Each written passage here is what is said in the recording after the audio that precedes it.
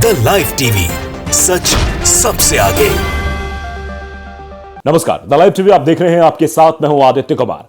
साध्वी प्रज्ञा ठाकुर जो हमेशा विवादित बयान देती रहती हैं, वो एक बार फिर से बड़ी मुश्किल में फंसने वाली है। अभी हाल फिलहाल में आपने सुना था कि उन्होंने भारतीय महिलाओं से क्या कहा था, हिंदू महिलाओं से एक आह्वान किया था कि आप लोग अपनी चाकू की धार तेज कर लीजिए। सब्जी काटने के अलावा कभी और भी किसी का काटना पड़ सकता है। मतलब समझिए क्या काटने की बात हो रही थी। एक तरीके से हिंसा को बढ़ावा देने की बात साध्वी प्रज्ञा ठाकुर के द्वारा की जा रही है। और साध्वी प्रज्ञा ठाकुर मालेगांव ब्लास्ट में भी आरोपी हैं, यह भी आप समझ लीजिए। और भारतीय जनता पार्टी के वो सांसद भी हैं। महात्मा गांधी के बारे में टिप्पणी करती हैं तो प्रधानमंत्री जी बयान देते हैं कि मैं दिल से कभी माफ नहीं कर पाऊंगा, मन से कभी नहीं माफ कर पाऊंगा। लेकिन इस बार तो कुछ बोले नहीं जब इस तरीके का वो हेट स्पीच दे रही थी। अब 103 पूर्व नौकरशाह बहुत नाराज हैं साध्वी प्रज्ञा ठाकुर से और उन्होंने कार्रवाई की मांग की है। लोकसभा अध्यक्ष को भी उन्होंने पत्र लिखा है और आचार समिति जो है उनसे ठाकुर के खिलाफ कार्रवाई की मांग की है। बाकायदे यह पत्र लिखा है, जो पत्र वायरल हो रहा है, चौतरफा इसकी चर्चा हो रही है कि साध्वी प्रज्ञा ठाकुर पर जो रोजाना जहर उगलती रहती है, उन पर अब बड़ी कार्रवाई जो है वो की जाएगी।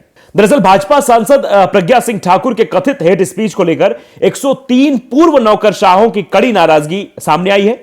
इन लोगों ने लोकसभा अध्यक्ष और आचार समिति से ठाकुर के खिलाफ कार्रवाई की मांग की है। दरअसल साध्वी प्रज्ञा ठाकुर ने कर्नाटक के शिवमोग्गा शहर में हाल ही में आयोजित हिंदू जागरण वेदिके के दक्षिण वार्षिक सम्मेलन में भाग लिया था। इस दौरान उन्होंने बजरंग दल के कार्यकर्ता हर्षा के आवास का दौरा किया, जिसे हिजाब के खिलाफ अभियान चलाने के लिए मार डाला गया था। उन्होंने लोगों से लव जिहाद का भी इसी अंदाज से करारा जवाब देने को कहा।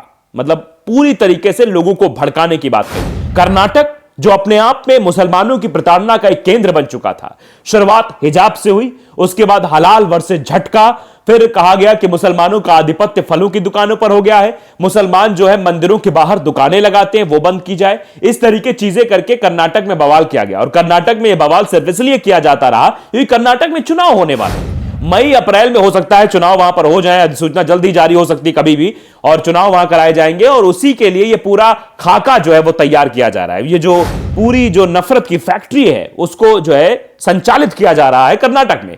ये कर्नाटक में चुनाव है और साथ साथ वहां के जो बसवराज बोम्मई साहब जो मुख्यमंत्री हैं वो भी बिल्कुल शांत होकर सब कुछ देख रहे हैं कि हाँ जो कुछ भी हो रहा है ऐसे ही चलता रहे। प्रज्ञा ठाकुर ने क्या कहा था ये आपको याद होगा, न याद हो तो मैं फिर से आपको बता दूं प्रज्ञा ठाकुर ने आखिरकार कर्नाटक में कहा क्या था। प्रज्ञा ठाकुर ने कहा कि हिंदुओं से अपनी लड़कियों को देखभाल करने और घर पर हथियार रखने के लिए कहा। ठाकुर ने कहा था कि हथियार ना हो तो सब्जी काटने वाले चाकू की धार तेज रखें।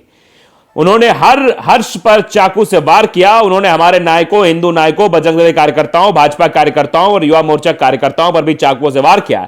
इसलिए हम भी अपना इंतजाम रखें।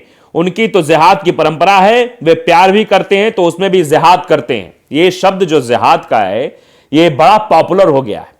पॉपुलर कौन करता है? भारतीय जनता पार्टी के लोग इसको पॉपुलर करते हैं और जो हिंदूवादी संगठन है वो इसको पॉपुलर करते हैं। मध्य प्रदेश में एक चूड़ी जिहाद भी हो गया था। ये चूड़ी जिहाद का मतलब पता है? लव जिहाद का मतलब पता है? लव जिहाद का मतलब भी ये लोग शायद नहीं जानते हैं और ये नफरत फैलाने का काम करते हैं। दरअसल लव जिहाद का मतलब ये कि अपनी पहचान छुपाकर किसी से प्रेम करना और बाद में अपनी पहचान बताना शादी करने के बाद, तो उसको लव जिहाद कहते हैं। लेकिन यहां पर सारी चीजें पता होने के बावजूद भी सब कुछ हो रहा है, उसको भी ये लोग लव जिहाद का नाम देने आतुर हो जाते हैं। प्रज्ञा ठाकुर ने अपने शब्दों को चतुराई से चुना, यह भी जो है पूर्व नौकरशाहों कहना है। इस पत्र में जो नौकरशाहों ने कहा कि पूर्व अधिकारियों की ओर से इस मामले को लेकर एक पत्र लिखा गया। इसमें कहा गया कि ऐसा लगता है कि उन्होंने आपराधिक आरोपों से बचने के लिए अपने शब्दों को चतुराई से चुना, क्योंकि उनके भाषण को महज सेल्फ डिफेंस की अपील के तौर पर देखा जा सकता है। हालांकि वो अपनी हिंदू ऑडियंस को साफ तौर पर कह रही थी कि उन्हें गैर हिंदुओं के हमलों से डरना होगा, भले ही उन्होंने मुस्लिम शब्द का इस्तेमाल ना किया हो। बड़ी चतुराई से यह पूरा जो एक खेल रचा।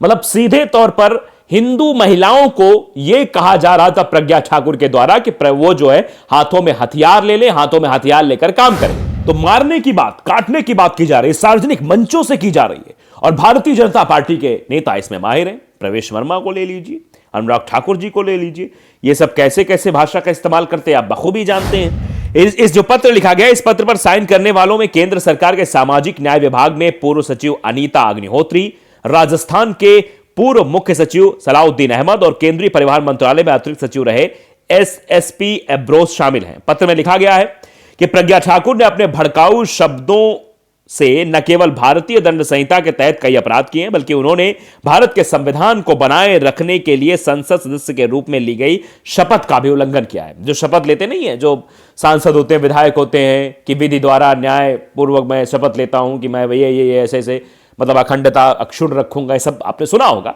वो सब जो है नहीं किया है। यह शपथ जीवन और स्वतंत्रता के अधिकारों, धर्मनिरपेक्षता, समानता और बंधुत्व की भावना की बात करती है, लेकिन ये रोजाना जहर उगलती है। ये बंधुत्व की बात तो करती नहीं है, तो नफरत परोसती हैं। ये बात अधिकारियों द्वारा कही गई, जो पूर्व अधिकारी हैं, जो पूर्व नौकरशाह हैं, जिन्होंने सवाल खड़ा किया है। 103 नौकरशाह हैं। लोकसभा अध्यक्ष को भी पत्र लिखा है कि अब देखिए इन पर क्या कार्रवाई होती है फिलहाल। और पत्र में लिखा गया कि प्रिंट, विजुअल और सोशल मीडिया में हर रोज जहर की खुराक उगली जा रही है, जो कि विभिन्न गैर हिंदू समुदायों, विशेषकर मुसलमानों के खिलाफ है। हाल ही में ईसाइयों के खिलाफ भी ऐसा देखा गया है। अक्सर इन मौखिक हमलों के साथ शारीरिक हिंसा होते हुए भी देखी गई है। साथ ही पूजा वाली जगहों पर हमले, धर्मांतरण विरोधी कानून, अंतर धार्मिक विवाहों के रास्ते में बाधाएं, आजीविका से वंचित करना और समाज में उनकी स्थिति को कम करने के प्रयास होते भी देखे गए हैं। तो अपने आप में जो ये पत्र है, ये सीधा सीधा ये दर्शाता है कि अल्पसंख्यकों के हितों की रक्षा नहीं हो रही है। आप देखिए अभी हाल फिलहाल में गुजरात से खबर क्या सामने आई थी। सेंटा क्लॉज बने एक शख्स को कुछ लोगों ने इसलिए पीट दिया क्योंकि वो सबको मिठाइयां बांट रहा था, सबको टॉफी बांट रहा था, वो प्रेम का त्योहार मना रहा था। तो उसे कहा गया कि हिंदुओं का इलाका है, यहां इस तरह करोगे तो पीटे जाओगे, उसको मारा भी गया। तो ये जो नफरत फैल गई है, आप समझिए, आप अंदाजा लगाइए, इन लोगों को शायद ये समझ नहीं आता कि अगर हमारा त्योहार कहीं विदेशों में मनाया जा रहा है, कोई इस त्योहार को सेलिब्रेट कर रहा है, तो हमें खुशी होनी चाहिए, ना कि अगर वहां पर कोई लोग जो है उस त्योहार को, होली हो, दीपावली हो, उस त्योहार में वो लोग ना मनाने दे, ऐसा करें तो हमें कैसा फील होगा। वही चीजें सोची जाए, जबकि भारत धर्मनिरपेक्ष देश है, यहां पर हर एक धर्म को समानता का अधिकार दिया गया है कि अपने धर्म के अनुसार आर्टिकल 25 में बाकायदे इसका व्याख्यान किया गया कि अपने धर्म के अनुसार आप काम कर सकते हैं।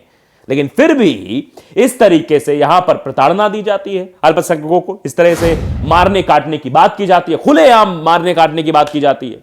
जबकि आपने भी देखा होगा और हमने भी देखा है कि जब भी कोई मुसलमान कहीं आरोपी सिद्ध होता है, किसी को काटता है, किसी को मारता है, तो सबसे पहले टिप्पणी मुसलमानों की आती कि हाँ यह गलत है। जो सब पढ़े लिखे मुसलमान, सबसे पहले टिप्पणी उनकी आती यह गलत है, इनको कटघरे में डालना चाहिए, इनके खिलाफ कड़ी से कड़ी कार्रवाई होनी चाहिए। लेकिन जो नफरती चिंटू हैं, उनकी भाषा यह होती है कि नहीं नहीं, पूरी मुसलमान कौम ही खराब है, पूरे ईसाई ही खराब है, जो तब जहां भी वो मसला होगा उसको खराब करने लगेंगे। एक शख्स के खराब होने से पूरी कौम खराब नहीं हो सकती है, लेकिन इनका मोटो यही रहता है। और ये जो बात साध्वी प्रज्ञा ठाकुर कह रही हैं, जो खुद मालेगांव ब्लास्ट में आरोपी हैं, भोपाल से सांसद हैं, लेकिन ये जो चीजें कह रही हैं, ये जो बात कह रही हैं कि सब लोग अपने घर में हथियार रखो और जो है चाकू की धार तेज कर लो, कभी भी जरूरत पड़ सकती है, तो सीधे तौर पर हिंसा को बढ़ावा देने वाला भाषण है, भड़काऊ भाषण है, हिंदुओं को भड़काने का भाषण है। और ये इनके पास एक और हथियार होता है, हिंदू धर्म खतरे में है। बहुसंख्यक कैसे खतरे में हो सकता है, यह अपने आप में बड़ा सवाल है। लेकिन इन लोगों का जो प्रोपेगेंडा है वो बड़ा अजीब होता है। ये इसी के सहारे, चाहे वो बीजेपी आईटी सेल के लोग हों या फिर जो नफरती चिंटू हों, जिनको नफरती चिंटू कहा गया है, चाहे वो बजरंग दल वाले हों, हिंदू जनजागृति मंच वाले हों, इन्होंने देश के लिए, समाज के लिए कभी भी कोई भी अच्छा काम नहीं किया जिससे इनको सराहा जाए। ये बस नफरत फैलाने का काम करते हैं। तो अब साध्वी प्रज्ञा की मुश्किलें इसलिए बढ़ने वाली क्योंकि 103 पूर्व नौकरशाहों ने जो पत्र लिखा है उसका कुछ ना कुछ असर तो जरूर देखने को मिलेगा। तो द लाइव टीवी को अगर आपने सब्सक्राइब नहीं किया, सब्सक्राइब जरूर करिए, बेल आइकन दबाइए ताकि सच खबर आप तक पहुंचती रहे। नमस्कार। द लाइव टीवी, सच सबसे आगे।